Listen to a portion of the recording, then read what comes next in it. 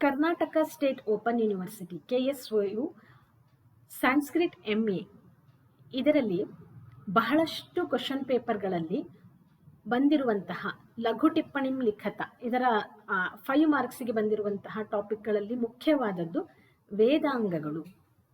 ಅದರ ಒಂದು ನೋಟ್ಸ್ ಇಲ್ಲಿದೆ. ಸಾಮಾನ್ಯವಾಗಿ 5 ಮಾರ್ಕ್ಸ್ ಕ್ವಶನ್ ಅಂದಾಗ ನಾವು 1 ರಿಂದ 1.5 ಪೇಜ್ಗಳಷ್ಟು ಆನ್ಸರನ್ನು ಬರಿಬೇಕಾಗ್ತದೆ. ಆದ್ದರಿಂದ ಪಾಯಿಂಟ್ಗಳಲ್ಲಿ ಕೊಟ್ಟಿದ್ದೇನೆ. ವೇದಾಂಗಗಳು ವೇದಾಧ್ಯಯನಕ್ಕೆ ಉಪಕಾರಕವಾದ ಗ್ರಂಥಗಳು ವೇದಾಂಗಗಳು. ಇವುಗಳು ಋಷಿಗಳಿಂದ ರಚಿತವಾಗಿವೆ. ವೇದಗಳು ಅಪೌರುಷೇಯ, ಅಂದರೆ ಬ್ರಹ್ಮನಿಂದ ರಚಿಸಲ್ಪಟ್ಟಿದ್ದು.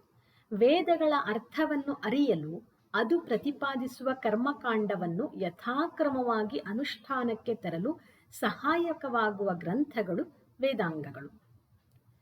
ವೇದಾಂಗಗಳು 6: ಶಿಕ್ಷಾ, ವ್ಯಾಕರಣ, ಛಂದಸ್ಸು, ನಿರುಕ್ತ, ಜ್ಯೋತಿಷ ಹಾಗೆ ಕಲ್ಪ. ಅದಕ್ಕೆ ಒಂದು ಶ್ಲೋಕ ಇದೆ.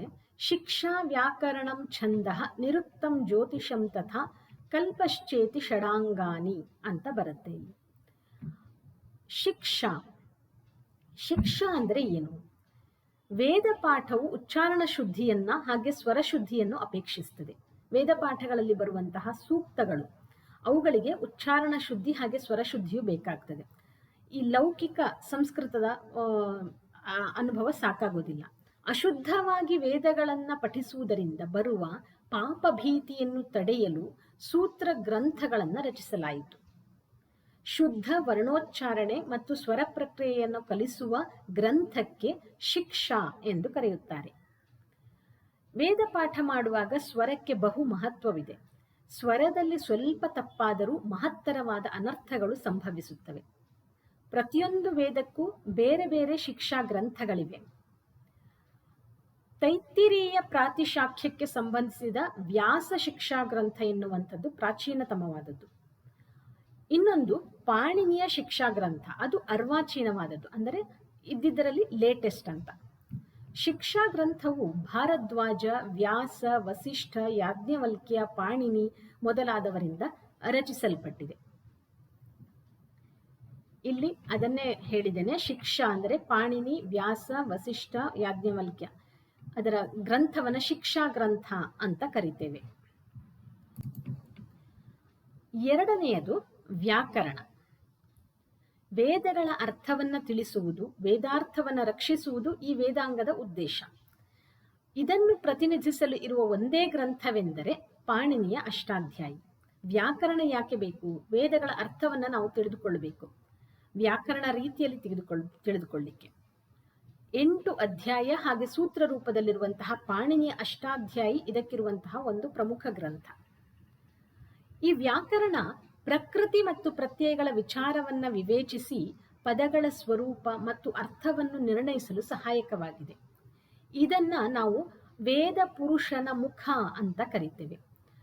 ಇಲ್ಲಿ ವ್ಯಾಕರಣವನ್ನ ವೇದದ ಮುಖ, ಒಂದು ಈ ವೇದದ ಅಂಗಗಳು ಅಂದ್ರೆ ಏನು?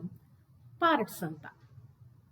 ವೇದವನ್ನ ಒಂದು ಶರೀರ ಅಂತ ತೆಗೆದುಕೊಂಡಾಗ ವ್ಯಾಕರಣವನ್ನ ವೇದದ ಮುಖ ಅಂತ ಕರಿತೇವೆ. ಹಾಗೆ ಈಗ ಮೊದಲು ನೋಡಿದ ಶಿಕ್ಷಾ ಅದನ್ನ ಮೂಗು ಅಂತ ತೆಗೆದುಕೊಳ್ತಾರೆ. ಇನ್ನು ವ್ಯಾಕರಣವು ಪಾಣಿನಿಯ ಅಷ್ಟಾಧ್ಯಾಯಕ್ಕಿಂತಲೂ ಪ್ರಾಚೀನವಾದದ್ದು. ಹಿಂದೆಯೂ ಕೆಲವರು ವ್ಯಾಕರಣದ ಒಂದು ಗ್ರಂಥಗಳನ್ನು ಬರೆದಿದ್ದಾರೆ. ಭಾರದ್ವಾಜ, ಗಾರ್ಗ್ಯ, ಸ್ಫೋಟಾಯನ, ಶಾಕಟಾಯನ ಮೊದಲಾದ ಗ್ರಂಥಗಳ ಉಲ್ಲೇಖವನ್ನು ನಾವು ಪಾಣಿನಿಯ ಅಷ್ಟಾಧ್ಯಾಯಿಯಲ್ಲಿ ನೋಡಬಹುದು. ಅವುಗಳ ಗ್ರಂಥಗಳು ಉಪಲಬ್ಧವಿಲ್ಲ, ಆದರೆ ಪಾಣಿನಿಯ ಅಷ್ಟಾಧ್ಯಾಯಿಯಲ್ಲಿ ಅವರ ಒಂದು ಹೆಸರುಗಳನ್ನು ಅವನು ಉಲ್ಲೇಖಿಸ್ತಾನೆ. ಆದ್ದರಿಂದ ಪಾಣಿನಿಗಿಂತಲೂ ಮುಂಚೆ ವ್ಯಾಕರಣದ ಗ್ರಂಥಗಳು ಇದ್ದವು ಅಂತ ಗೊತ್ತಾಗ್ತದೆ. ಪ್ರತಿಯೊಂದು ಶಾಖೆಗೂ ಬೇರೆ ಬೇರೆ ಗ್ರಂಥಗಳು ಇವೆ. ಇನ್ನು ಮುಂದೆ ಮೂರನೆಯದು ಛಂದಸ್ಸು. ಛಂದಸ್ಸಿನ ಜ್ಞಾನವಿಲ್ಲದೆ ವೇದ ಮಂತ್ರಗಳನ್ನು ಸರಿಯಾಗಿ ಉಚ್ಚರಿಸಲು ಸಾಧ್ಯ ಇಲ್ಲ. ಮಂತ್ರಗಳೆಲ್ಲವೂ ಛಂದೋಬದ್ಧವಾಗಿವೆ. ಪಿಂಗಳಾಚಾರ್ಯ ವಿರಚಿತ ಛಂದಸ್ಸೂತ್ರ 8 ಅಧ್ಯಾಯಗಳಲ್ಲಿ ಸೂತ್ರ ರೂಪದಲ್ಲಿ ಇದೆ. ಯಾವ ಛಂದಸ್ಸುಗಳನ್ನು ವಿವರಿಸ್ತಾರೆ, ಅದರಲ್ಲಿ ಬರುವಂತಹ ಪ್ರತಿಯೊಂದು ಛಂದಸ್ಸಿನ ವಿವರಣೆಗಳು, ಅದನ್ನು ಯಾವ ರೀತಿಯಲ್ಲಿ ಎಷ್ಟು ಮಾತ್ರ ಕಾಲದಲ್ಲಿ ಹಾಕಬೇಕು, ಇವೆಲ್ಲವನ್ನ ಯಾವ ಯಾವ ಸೂಕ್ತ ಯಾವ ಯಾವ ಛಂದಸ್ಸಿನಲ್ಲಿದೆ. ಮುಖ್ಯವಾದ ಛಂದಸ್ಸುಗಳು ಗಾಯತ್ರಿ, ಉಷ್ಣಿಕ್, ಅನುಷ್ಠುಪ್, ಬೃಹತಿ, ತ್ರಿಷ್ಟುಪ್, ಪಂಕ್ತಿ, ಜಗತಿ, ಅತಿಜಗತಿ, ಶಕ್ವರಿ, ಅತಿಶಕ್ವರಿ, ಕೃತಿ, ಪ್ರಕೃತಿ, ಆಕೃತಿ, ವಿಕೃತಿ, ಸಂಸ್ಕೃತಿ, ಅಭಿಕೃತಿ, ಉತ್ಕೃತಿ ಇತ್ಯಾದಿ ಛಂದಸ್ಸುಗಳು ಇವೆ. ಇನ್ನು ಛಂದಸ್ಸನ್ನ ವೇದ ಪುರುಷನ 2 ಪಾದಗಳಿಗೆ ಹೋಲಿಸಲಾಗಿದೆ. ಇಲ್ಲಿ ಛಂದಸ್ಸು ವೇದ ಪುರುಷನ 2 ಪಾದಗಳಿಗೆ ಹೋಲಿಸಲಾಗಿದೆ. ಮುಂದಿನದು ನಿರುಕ್ತ. ನಿರುಕ್ತ ಅಂದರೆ ಒಂದು ರೀತಿಯಲ್ಲಿ ಡಿಕ್ಷನರಿ ಅಂತ ಹೇಳ್ತೀವಲ್ಲ, ಆ ರೀತಿಯಲ್ಲಿ ವೇದಗಳ ಅರ್ಥವನ್ನ ತಿಳಿಯಬೇಕಾದರೆ ಶಬ್ದಗಳ ವ್ಯುತ್ಪತ್ತಿಯನ್ನು ತಿಳಿಯುವುದು ಅತ್ಯಂತ ಅವಶ್ಯಕ. ಈ ವೇದಾಂಗದಲ್ಲಿ ಅಂದರೆ ನಿರುಕ್ತದಲ್ಲಿ ಶಬ್ದದ ವ್ಯುತ್ಪತ್ತಿಯನ್ನು ತಿಳಿಸಲಾಗಿದೆ. ಏನಿದೆ ಅದರಲ್ಲಿ? ವೈದಿಕ ಶಬ್ದಗಳ, ಕ್ಲಿಷ್ಟಕರ ಶಬ್ದಗಳು, ಎಲ್ಲಾ ಶಬ್ದಗಳು ಇಲ್ಲ, ಕ್ಲಿಷ್ಟಕರ ಶಬ್ದಗಳ ಸಂಗ್ರಹ, ಅವುಗಳ ಅರ್ಥ ವಿವರಣೆಯ ಈ ಗ್ರಂಥಕ್ಕೆ ನಿಘಂಟು ಅಂತ ಕರಿತೇವೆ. ಇದಕ್ಕೆ ಮಹಾಭಾಷ್ಯವಾಗಿ ಯಾಸ್ಕಾಚಾರ್ಯರು ನಿರುಕ್ತಿಯನ್ನ ಬರೆದಿದ್ದಾರೆ. ಈ ನಿರುಕ್ತದಲ್ಲಿ ನೈಘಂಟುಕ, ನೈಗಮ ಮತ್ತು ದೈವತ ಎಂಬಂತಹ 3 ಕಾಂಡಗಳು ಇವೆ. ಭಾಷಾಶಾಸ್ತ್ರದ ದೃಷ್ಟಿಯಿಂದ, ಭಾಷಾಶಾಸ್ತ್ರ ಅಂದರೆ ಒಂದು ಭಾಷೆಯನ್ನ ಕಲೀಲಿಕ್ಕೆ ಇರಬೇಕಾದಂತಹ ಪ್ರತಿಯೊಂದು ವಿಷಯಗಳ ವಿವರಣೆ ಅದರಲ್ಲಿ ಇರ್ತದೆ. ಅದರ ದೃಷ್ಟಿಯಿಂದ ನಿರುಕ್ತವು ಅತ್ಯುತ್ತಮ ಗ್ರಂಥವಾಗಿದೆ ಅಂತ ಹೇಳ್ತಾರೆ. ಈ ನಿರುಕ್ತವನ್ನ ವೇದ ಪುರುಷನ ಕಿವಿಗಳು ಅಂತ ಕರೀತಾರೆ. ವ್ಯಾಕರಣ ವೇದ ಪುರುಷನ ಮುಖವಾದರೆ ಜ್ಯೋತಿಷ್ಯ ಮುಂದಕ್ಕೆ ನಿರುಕ್ತವನ್ನ ಕಿವಿಗಳು ಅಂತ ಕರೀತಾರೆ. ಶಿಕ್ಷಾ ಮೂಗು, ಛಂದಸ್ಸು 2 ಪಾದಗಳು. ಇನ್ನು 5ನೆಯದು ಜ್ಯೋತಿಷ್ಯ. ಯಜ್ಞಗಳ ಅನುಷ್ಠಾನಕ್ಕೆ ಉಚಿತ ಕಾಲ ನಿರ್ಣಯ ಮಾಡುವ ಸಲುವಾಗಿ ಒಂದು ವೈಜ್ಞಾನಿಕ ಸಂಗ್ರಹ ಲಗಧನ ಜ್ಯೋತಿಷ್ಶಾಸ್ತ್ರ. ಅಂದರೆ ಇದನ್ನ ಬರೆದವನು ಲಗಧ ಅಂತ. ಇದನ್ನು ಕಾಲವಿಧಾಯಕ ಶಾಸ್ತ್ರ ಅಂತಲೂ ಕರಿತೇವೆ. ಜ್ಯೋತಿಷ್ಯವನ್ನ ಕಾಲವಿಧಾಯಕ ಶಾಸ್ತ್ರ ಅಂತಲೂ ಕರಿತೇವೆ. ಈ ಜ್ಯೋತಿಷ್ಯವನ್ನ ವೇದ ಪುರುಷನ ಚಕ್ಷು ಅಂದ್ರೆ ಕಣ್ಣು ಅಂತ ಹೋಲಿಕೆ ಮಾಡಲಾಗ್ತದೆ. ಲಗಧನಿಂದ ವಿರಚಿಸಲ್ಪಟ್ಟಿರುವಂತಹ ಯಾಜುಷ ಜ್ಯೋತಿಷ್ಯ ಮತ್ತೆ ಅರ್ಚ ಜ್ಯೋತಿಷ್ಯ ಎಂಬಂತಹ 2 ಗ್ರಂಥಗಳು ಮುಖ್ಯವಾಗಿ ಉಪಲಬ್ಧವಾಗಿರುವಂಥದ್ದು. ಅಂದ್ರೆ ಈ ಜ್ಯೋತಿಷ್ಯದಲ್ಲಿ ಸೂರ್ಯ ಚಂದ್ರರ ಸ್ಥಿತಿಗತಿಗಳನ್ನ 27 ನಕ್ಷತ್ರ ರಾಶಿಗಳಿಗೆ ಸಂಬಂಧಿಸಿದಂತೆ ಹುಣ್ಣಿಮೆ ಮತ್ತು ಅಮಾವಾಸ್ಯೆಗಳ ಲೆಕ್ಕಾಚಾರವನ್ನ ಇದು ತಿಳಿಸ್ತದೆ. ಈಗಿನ ಕಾಲದ ಅರ್ಥದಂತೆ ನಮ್ಮ ಭವಿಷ್ಯವನ್ನ ಮಾತ್ರ ತಿಳಿಸುವಂತಹ ಒಂದು ಸಾಧನ ಜ್ಯೋತಿಷ್ಯ ಅಲ್ಲ. ಮುಖ್ಯವಾಗಿ ವೇದಗಳ ಕಾಲದಲ್ಲಿ ಯಜ್ಞಗಳ ಅನುಷ್ಠಾನಕ್ಕೆ ಒಂದು ಉಚಿತವಾದ ಕಾಲ ನಿರ್ಣಯವನ್ನ ಮಾಡಲಿಕ್ಕೋಸ್ಕರ ಮಾಡಿದಂತಹ ವೇದದ ಅಂಗ ಇದು. ಕೊನೆಯದಾಗಿ ಬರುವಂಥದ್ದು ಕಲ್ಪ. ಕಲ್ಪ ಅಂದರೆ ವೇದ ವಿಹಿತವಾದಂತಹ ನಾನಾ ಕರ್ಮಗಳ ಕ್ರಮಪೂರ್ವಕ ಹಾಗೂ ವ್ಯವಸ್ಥಿತ ವಿವರಣೆ. ವೇದಗಳಲ್ಲಿ ಒಂದಿಷ್ಟು ವಿಷಯಗಳನ್ನ ಹೇಳಿರ್ತಾರೆ. ಈ ಗೃಹ ಪ್ರವೇಶವನ್ನು ಹೇಗೆ ಮಾಡಬೇಕು, ಹಾಗೆ ಉಪನಯನ ಸಂಸ್ಕಾರಗಳನ್ನು ಹೇಗೆ ಮಾಡಬೇಕು, ವಿವಾಹೋತ್ಸವ ಹೇಗೆ ಮಾಡಬೇಕು, ಈ ರೀತಿ ನಾನಾ ಕರ್ಮಗಳ ಅದನ್ನ ಕ್ರಮಪೂರ್ವಕವಾಗಿ ಹೇಗೆ ಮಾಡಬೇಕು, ಹಾಗೆ ಅದರ ವ್ಯವಸ್ಥಿತ ವಿವರಣೆಯನ್ನ ಮಾಡುವಂತಹ ವೇದಾಂಗವೇ ಕಲ್ಪ. ಇವುಗಳು ಸೂತ್ರ ರೂಪದಲ್ಲಿ ಇರ್ತವೆ. ಇದರಲ್ಲಿ 2 ವಿಧ, ಶ್ರೌತ ಸೂತ್ರ ಹಾಗೆ ಸ್ಮಾರ್ತ ಸೂತ್ರ ಅಂತ. ಶ್ರೌತ ಸೂತ್ರ ಅಂದರೆ ಬ್ರಾಹ್ಮಣರ ಪುರೋಹಿತರ ಅಗತ್ಯವಿರುವ ಯಜ್ಞ ಕರ್ಮಗಳನ್ನ ಇವು ಪ್ರತಿಪಾದಿಸ್ತವೆ.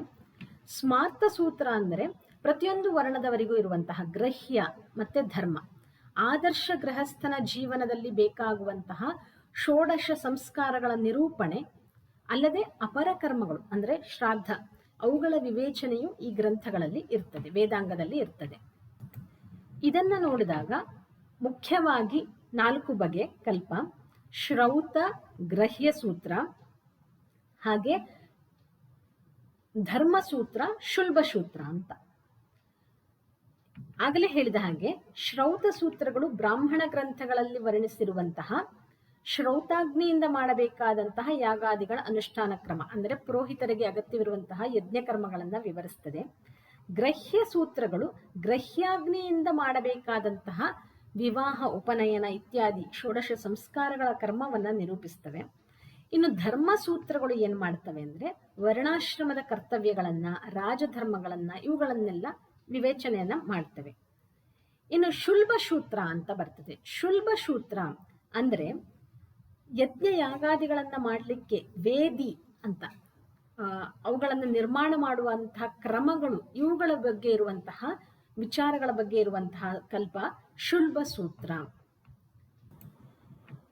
ಈ ಟಾಪಿಕ್ಗೆ ಆನ್ಸರ್ ಅನ್ನ ಬರಿಬೇಕಾದ್ರೆ ಮೊದಲಿಗೆ ಪೀಠಿಕೆಯನ್ನ ಬರೆಯುವಂಥದ್ದು. ವೇದಾಂಗಗಳ ಒಂದು ಉಪಯೋಗ ಏನು ಅನ್ನೋದನ್ನ, ವೇದಾಂಗಗಳು ಅಂದರೆ ಏನು ಅನ್ನೋದನ್ನ ಪೀಠಿಕೆಯಾಗಿ ಬರೆಯುವಂಥದ್ದು. ಸೆಕೆಂಡ್ ಪಾಯಿಂಟ್ ಅಲ್ಲಿ ವೇದಾಂಗಗಳು ಯಾವುದು, ಆ ವೇದಾಂಗಗಳ ಹೆಸರುಗಳನ್ನ ಮೊದಲು ಲಿಸ್ಟ್ ಮಾಡುವಂಥದ್ದು. ಆಮೇಲೆ ಪ್ರತಿಯೊಂದು ವೇದಾಂಗಗಳ ಒಂದು ಪುಟ್ಟದಾಗಿ ಎಕ್ಸ್ಪ್ಲನೇಷನ್ ಅನ್ನ ಕೊಡಬೇಕಾಗತ್ತೆ. ಹಾಗೆ ಪ್ರತಿಯೊಂದು ವೇದಾಂಗಗಳಲ್ಲಿ ಇರುವಂತಹ ಗ್ರಂಥಗಳು ಹೆಸರು. ಶಿಕ್ಷಾಕ್ಕೆ ಶಿಕ್ಷಾ ಗ್ರಂಥ, ವ್ಯಾಕರಣಕ್ಕೆ ಅಷ್ಟಾಧ್ಯಾಯಿ, ಛಂದಸ್ಸೂತ್ರ ಪಿಂಗಳಾಚಾರ್ಯರು ಬರೆದಿರುವಂಥದ್ದು, ನಿರುಕ್ತ ಯಾಸ್ಕರ ನಿರುಕ್ತ, ಜ್ಯೋತಿಷ್ಯ ಲಗಧನ, ಯಾಜುಷ ಇನ್ನು ಕಲ್ಪದ ಮುಖ್ಯ ಗ್ರಂಥಗಳು ಆಪಸ್ತಂಭ ಕಲ್ಪಸೂತ್ರ, ಹಾಗೆ ಬೌಧಾಯನ ಶ್ರೌತ ಮತ್ತೆ ಶುಲ್ಬ ಸೂತ್ರಗಳು, ಅಶ್ವಲಾಯನನ ಗ್ರಹ್ಯ ಸೂತ್ರ, ಹಾಗೆ ಗೌತಮನ ಧರ್ಮಸೂತ್ರ, ಇವುಗಳನ್ನ ಬರೀಬಹುದು. ಕೊನೆಯಲ್ಲಿ ವೇದ ಪುರುಷನ ಒಂದು ಅಂಗಗಳಾಗಿ ಯಾವ ರೀತಿಯಲ್ಲಿ ಹೋಲಿಕೆಯನ್ನ ಕೊಟ್ಟಿದ್ದಾರೆ. ವ್ಯಾಕರಣ ವೇದದ ಮುಖ, ಜ್ಯೋತಿಷ್ಯ ನೇತ್ರಗಳು, ನಿರುಕ್ತಿ ಕಿವಿಗಳು, ಹಾಗೆ ಕಲ್ಪ ಹಸ್ತಗಳು, ಶಿಕ್ಷಾ ಮೂಗು, ಛಂದಸ್ಸು 2 ಪಾದಗಳು. ಕೊನೆಯಲ್ಲಿ ಈ ಗ್ರಂಥಗಳನ್ನ ಅಧ್ಯಯನ ಮಾಡುವುದರಿಂದ ಪ್ರಾಚೀನ ಭಾರತೀಯ ಸಮಾಜದ ಮುಖ್ಯ ಆಚಾರ ವಿಚಾರಗಳು ಮತ್ತು ವಿಭಿನ್ನ ಪ್ರಾಂತ್ಯಗಳ ರೀತಿ ರಿವಾಜುಗಳ ಸಂಪೂರ್ಣ ಪರಿಚಯವಾಗ್ತದೆ ಅಂತ ಹೇಳಿ ಅನುಸಂಧಾನವನ್ನ ಮಾಡಬೇಕಾಗ್ತದೆ.